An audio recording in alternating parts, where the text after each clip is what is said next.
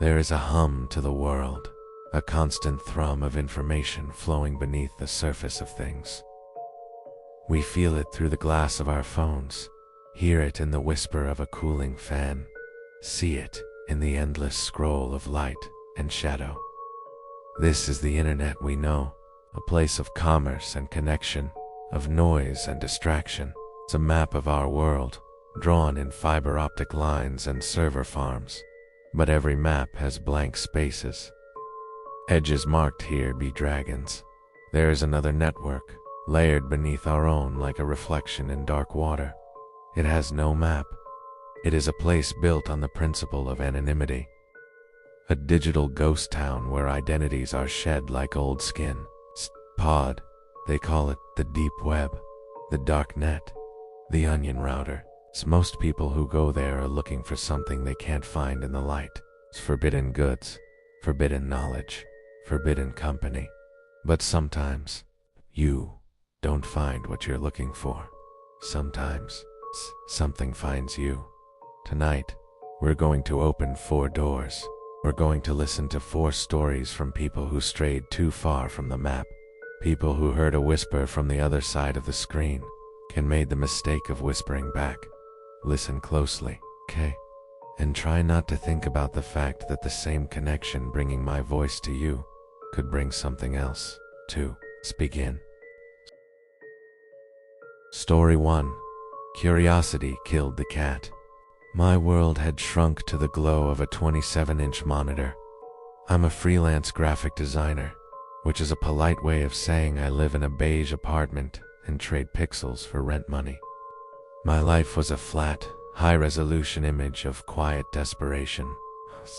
I told myself I was exploring the dark web out of intellectual curiosity, a digital anthropologist visiting the seedy underbelly of the internet. It was a lie, of course. I was just bored. Profoundly, soul-crushingly bored. For weeks, it was just research. I'd read the surface web articles, the breathless news reports warning of a digital Wild West. They spoke of hitmen for hire and drug marketplaces, but everyone knew that stuff was mostly scams. The real draw for me were the legends, the whispers of things you couldn't find anywhere else. It's the lost books, the secret archives, the uncensored truth about, well, everything. I was fascinated by the idea of a place with no rules, a raw, unfiltered corner of human existence. I wasn't looking for trouble. I was looking for something real. After downloading the Tor browser and fumbling through cryptic URLs, I found myself in the initial experience was underwhelming, was slow, clunky, a lot of broken links and dead ends. But then I found the forums. These weren't like Reddit. The anonymity here was absolute, and it bred a terrifying, brutal honesty. People debated philosophy without fear of cancellation. They shared obscure, forgotten knowledge. I found libraries of censored government documents, archives of experimental art that would never see a gallery. It felt like I'd been given a key to the world's biggest, most secret library. This was the intellectual promised land I'd been searching for. But the whispers were always there, lurking in the shadowier sub-forums. Coded language, talk of red rooms and blood circuses. The stories were always second-hand, of course. A friend of a friend who had seen something they couldn't unsee. Live-streamed horrors, paid for in cryptocurrency. I dismissed it as myth, the kind of campfire story edgy teenagers tell each other. It was too grotesque, too logistically complicated to be real. It was the internet's version of a ghost story. That's why I clicked the link. It was pure, stupid hubris. I wanted to prove to myself it was all a hoax. The page was just a black screen with a blood-red door and a Bitcoin address. The price was steep. My heart hammered, but I paid. I was still convinced I was about to be scammed or shown some low-budget shock video. I was an intellectual, after all. I could handle it. I was wrong. The screen flickered to life. The feed was grainy, but horrifyingly clear.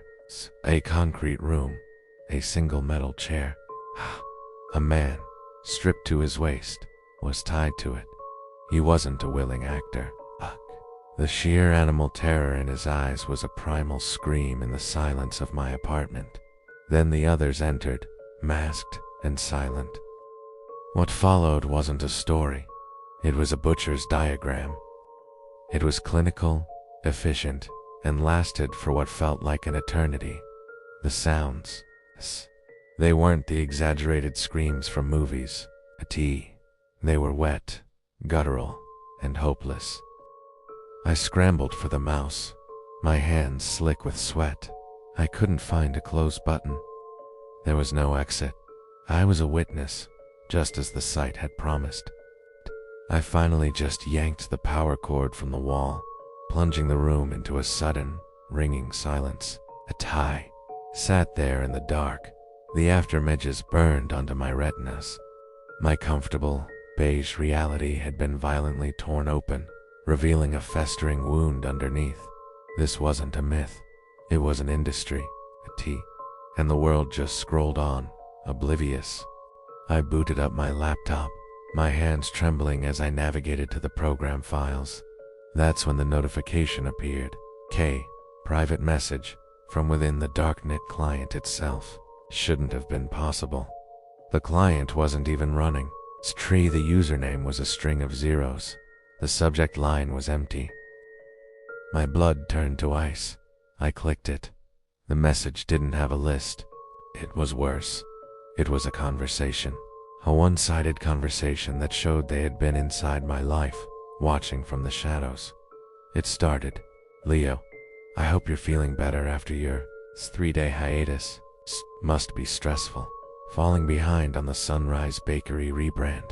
Your client is getting impatient in the Slack channel." My blood ran cold. They knew my name. They knew my current project. Another line appeared. "It's a shame about the buzzer at 284 River Road. Having to jiggle the key every time you come home. A man of your talents deserves better." They knew my address. Kay knew a tiny, intimate detail about the minor daily annoyance of my life. The final message came through. "Kay, no, don't worry about your mother, Cynthia. Kay, we won't bother her yet. But Leo, you purchased a ticket. You watched the show. The theater always gets the address of its patrons. The session is not over." I stared at the screen. The quiet hum of my laptop was now the sound of a predator breathing in the dark. My apartment, my sanctuary, was just a stage. They weren't just in my computer. They were in my work, my home, my family. I had gone looking for a secret library, and I had accidentally walked into a snuff film, and the director had just looked up from the camera, pointed at me, and smiled. The nightmare wasn't on the dark web anymore. It was right here, in my beige apartment, and it knew my name. Story 2. The Archaeologist of the Abyss. I'm what you'd call a digital archaeologist. People bring me dead technology, corroded hard drives from flooded basements, shattered phones from car wrecks, servers that were fried in power surges, and I excavate the digital dead dot. It's a painstaking process, like reassembling a shattered pot, but I live for the puzzle. I love breathing life back into lost information. Most of the time, it's just family photos or corporate tax documents. Harmless dust.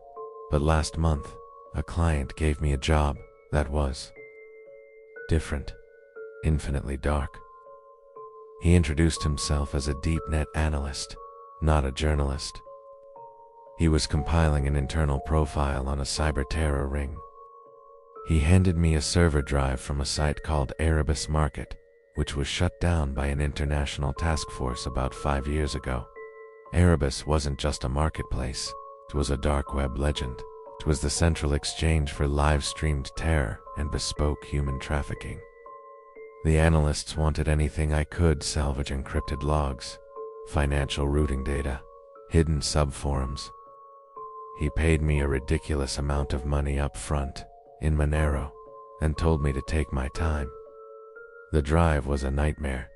The feds hadn't just wiped it, They'd used a military-grade electromagnetic pulse on the casing, and then overwritten it with endless streams of randomized noise. For the first 2 weeks, it was my usual routine: clean room, magnetic force microscope, and endless lines of code to reconstruct fragmented data sectors. I was slowly piecing together chat logs that described things no human should ever read. It felt like handling digital radiation. Then I found it, tucked away in a partition that had been triple encrypted with a quantum-resistant cipher and hidden behind a false bad sector. There was a single file. It was small, only about 3 megabytes, but its file extension was one I'd never seen before. .deca. The file was named locus_01.deca. My recovery software couldn't make sense of it. Hex editors showed a repeating, almost geometric pattern of data, but no recognizable header. It was a complete mystery. And for someone like me, a mystery becomes a hostile obsession. The analyst's project was forgotten. For the next month, I worked exclusively on the .daca file. I reverse engineered its structure, mapping the strange 10-layered data dependencies. It was cold, elegant code, a lattice of pure logic. It wasn't designed to store a recording, seemed to store a state of being. It was an architectural blueprint for an experience. After weeks of sleepless nights, my eyes burning under the clean room lights, I finally wrote a rudimentary program that could parse and render the file. I called the executable oclus.exe.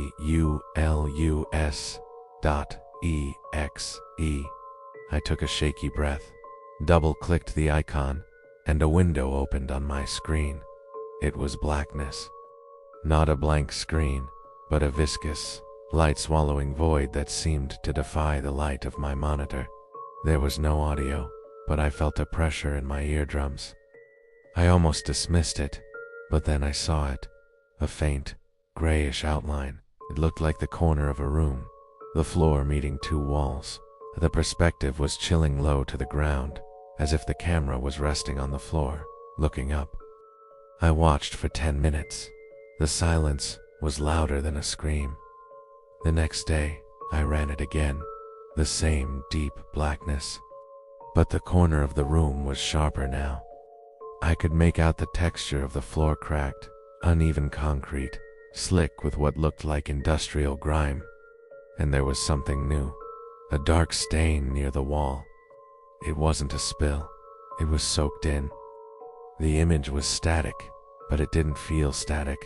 It felt imminently active, like a breath held just before an execution. I became consumed. The analyst called. I hung up. Sleep became a luxury I couldn't afford. Every day, I would open locus_01.deca, and every day, the image would be slightly more complete. It was as if the file was leeching resolution from my own attention. My program wasn't just reading the file, it was serving as the host machine for its consciousness. A week later, I could see the whole room. It was a small, concrete cell, its air thick with digital decay. In the center was a single, bolted-down wooden chair. The stain was unequivocally dried, blackened blood. It's the air in my office hand. This is where the sanity started to fray, full, physically cold, the temperature dropping 10 degrees whenever oclus.exe was running. I started talking to it, whispering into the dark, sterile air of my lab. "Tell me your code," I'd plead. "Show me your logic." The file seemed to respond to my desperate attention. The rendering process accelerated. Details became brutally sharp. I could see the chipped, peeling paint on the concrete, the tiny indentations on the wooden chair that suggested repeated, violent use. But the true horror began when the room started to populate. One morning, I opened the file, and there was a new object in the image. Small, silver locket, tarnished and lying on the floor next to the chair. Ka. I checked my code, ran every forensic diagnostic. Ka. The source file had not been altered. It was mathematically impossible. Ka. But the locket was there, It had manifested. The next day, a single, child-sized sneaker, scuffed and worn, appeared in the corner. Then, a crayon drawing, a crudely rendered stick figure family under a smiling sun, taped to the cold concrete wall. These weren't artifacts. They were evidence. The file wasn't a recording of a place that had existed. It was a location that was assembling itself in my reality, powered by my machine, fueled by my singular focus. I tried to kill it. I dragged locus_01.deca to the recycling bin and hit empty. My computer seized up, and then a single line of text appeared on the screen. A monochrome command line whisper. You cannot discard a location. The architect is not ready. The file reappeared on my desktop. I tried to format the drive. My system wouldn't even attempt the process. I disconnected the computer from the network, then from the power grid entirely. But it didn't matter. The file wasn't in the network. It was an anchor, embedded in the soul of the hardware itself. Last night, I forced myself to open the viewer one last time. The room was now photorealistic. The air in my office felt like I was breathing snow. The low hum from my computer tower was no longer mechanical. It was deep, guttural, almost like a held note. I stared at the concrete cell, the chair, the sad, sickening collection of discards. And then I saw the door. It was on the far wall, a heavy bolted steel door with a small, rectangular barred window. And in that window, there was a sudden, absolute distortion of the light. A silhouette. Something was pressed against the glass, looking in, or, worse, looking out. I slammed the laptop shut, tore the cables from the tower, scattering peripherals. I sat in the pitch-black, silent lab, trying to control the frantic, erratic beat of my heart, but I could still feel it. Dense, cold weight in the corner of the room. A presence that was no longer an image on a screen, but a physical, territorial entity. This morning, the compulsion was absolute. I had to know. I booted up my laptop, the screen flickering a warning red. I didn't open the viewer. I didn't have to. My desktop background had changed. It's a live, high-definition render of the concrete cell. The chair, the door, but the door is no longer closed. It's slightly ajar, less than an inch, revealing a sliver of impossible, absolute darkness. And on my screen, replacing the time and date in the bottom right corner, there's a single line of malicious text. It's a status update, delivered by the architect of the abyss. It reads, rendering complete, migrating to primary host. Story 3. Geolocation on the janitor's eye. I was what you'd call a security Puritan. Two-factor authentication on everything. VPN chains layered through Tor exit nodes. Unique, 20-character randomized passwords for every single endpoint. I used burner hardware, practiced metadata scrubbing religiously, and kept my physical presence out of the public domain. I was a digital ghost. In a world that runs on broadcasted vulnerability, I took a perverse, professional pride in being untouchable. I thought I was safe.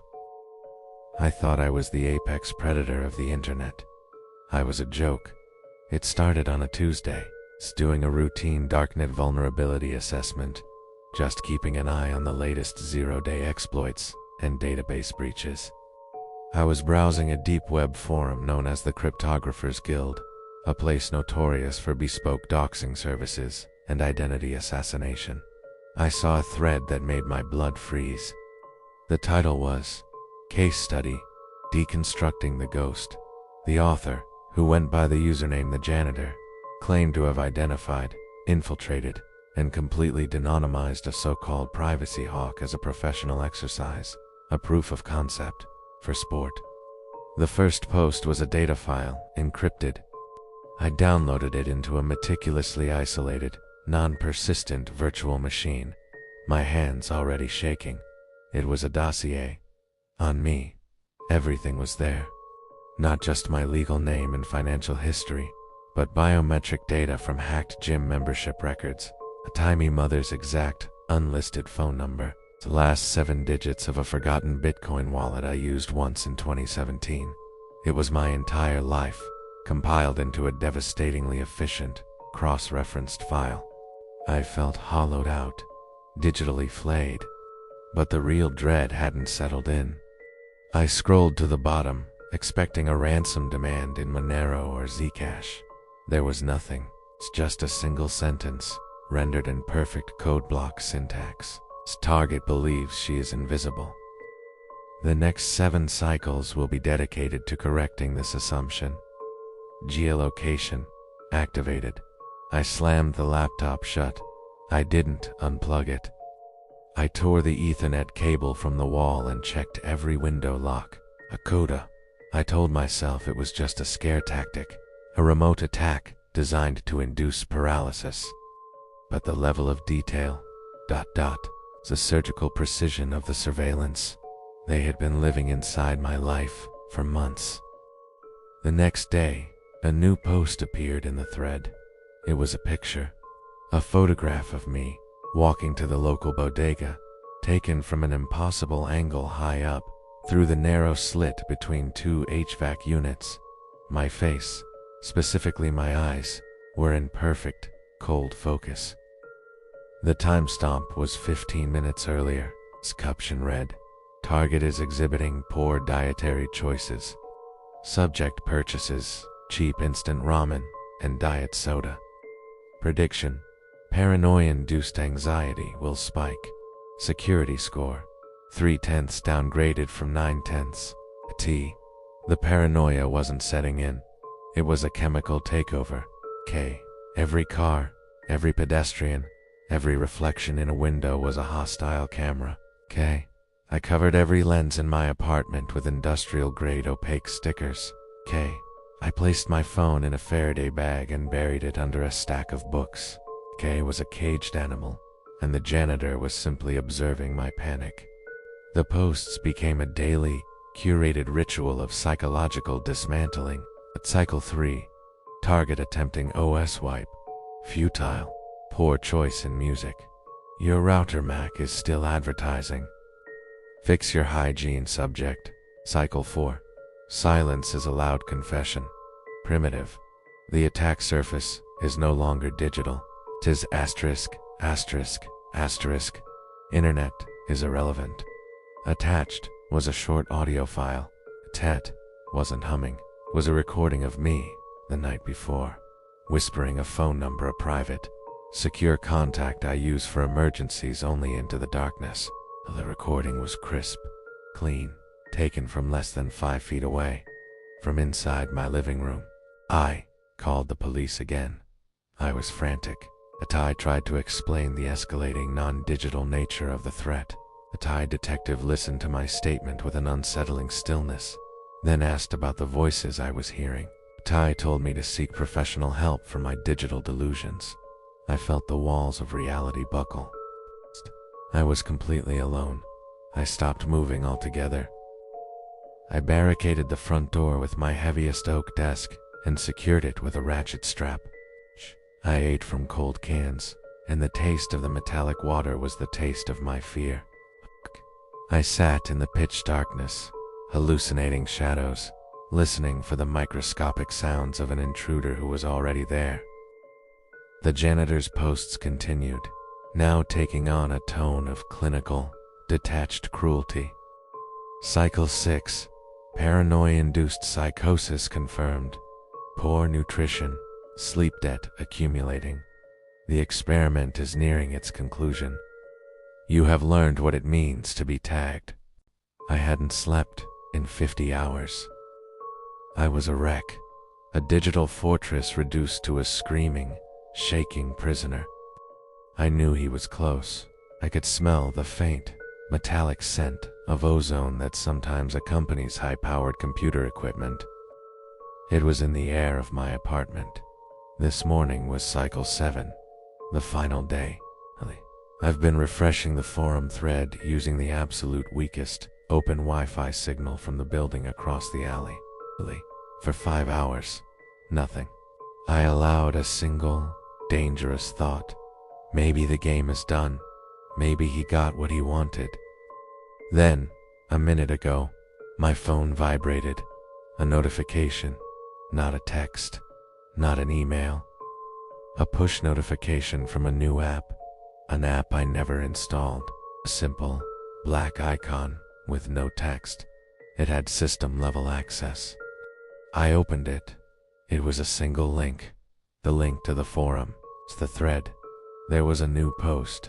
The final post. It's just a picture. No caption. No text. It's a photo of my oak desk, barricading the door. The ratchet strap is clearly visible.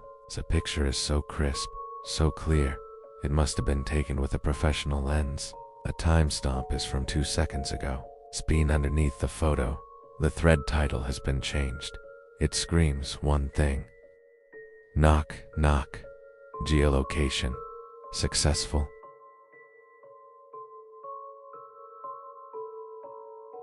Three journeys.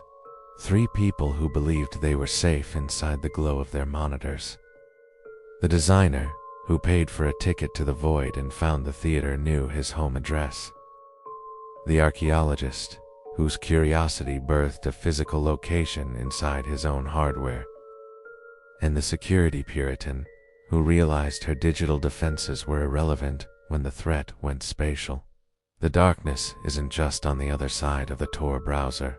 It's in the metadata we shed, the forgotten files we leave behind, and the attention we give to things we shouldn't. It's the moment the screen stops being a window and starts being a mirror. The hum you hear right now is the same one that ran through the walls of their apartments. It's the background noise of the abyss. Tell me in the comments, which of these 3 invitations was the most terrifying? And check your webcam sticker. If you want more of these journeys to the limits of the darknet, hit that like button and subscribe. Until next time, remember, the safest place is offline, and that's a place you can never truly reach.